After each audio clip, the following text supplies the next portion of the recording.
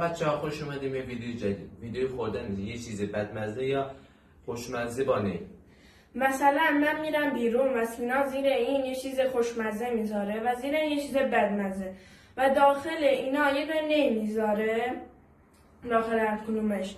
من باید حدس بزنم کدوم خوشمزه است و کدوم بدمزه است. اون که خوشمزه رو اگه بخورم من بردم. لایک و کامنت و سابسکرایب یادتون نره. بریم شروع کنیم. خب بچه ها سینا یه چیز خوشمزه و یه چیز بدمزه زیر اینجا گذاشت.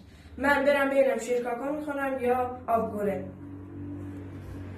کدومو بخورم؟ شیرکاکا خوردم. حالا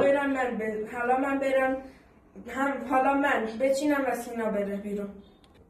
با بچه‌ها نیما اینا رو چیده. حالا ببینیم کدوم خوشمزه است کدوم بدمزه. باید حدس بزنیم کدومش خوشمزه یا بدمزه است. خب بریم.